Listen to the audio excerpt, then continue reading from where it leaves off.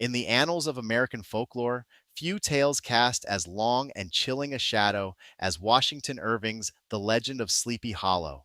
It's a story that has haunted generations, whispered around campfires, and retold in countless forms. But as these stories migrate from page to screen, especially into the realm of popular children's horror like Are You Afraid of the Dark, their essence can sometimes shift, transforming mere suggestion into solid, unyielding truth.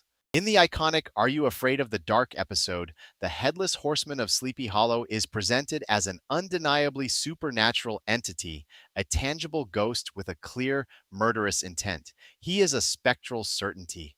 However, to truly understand the legend, we must return to its origins, to Washington Irving's original short story published in 1820. Here, the horror is far more nuanced, more psychological, and decidedly less certain. Irving crafted a masterclass in ambiguity. His headless horseman is not a clearly defined monster, but a phantom that rides the imagination, a goblin trooper that could be a ghost, or something far more mundane yet equally terrifying. As Ichabod Crane flees through the darkest parts of the hollow, pursued by this spectral rider, his fear becomes palpable. The narrator describes his terror as a massive, cloaked figure on a horse draws ever closer, riding faster and faster. Then, a horrifying moment. A globular object is hurled at Ichabod's head. The narrator explains that this object strikes him, and he tumbles from his saddle. The next morning, Ichabod Crane has vanished. His horse, Gunpowder, is found grazing nearby, but of Ichabod, only his hat and a mysterious shattered pumpkin remain. The narrator emphasizes this disappearance, not a definite slaying by a supernatural being. And here lies the crucial detail: the subsequent events. Brom Bones, Ichabod's rival for Katrina Van Tassel's affections, is later seen chuckling at the mention of the pumpkin.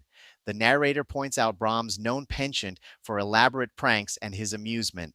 Irving, with his subtle wit, heavily implies that the headless horseman who pursued Ichabod was none other than Brom Bones himself, disguised, taking advantage of the local superstition and Ichabod's own terrified imagination.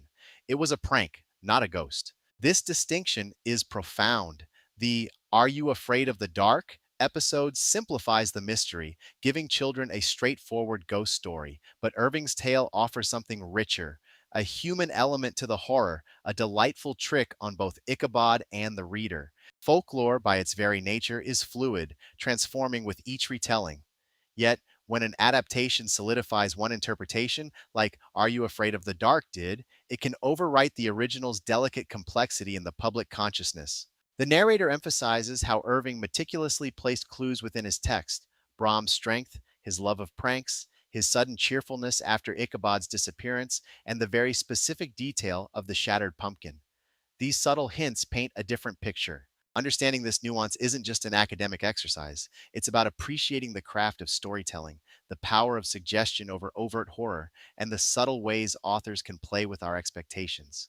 While the headless horseman of Are You Afraid of the Dark is a thrilling supernatural villain, the true brilliance of Irving's Sleepy Hollow lies in its ambiguity.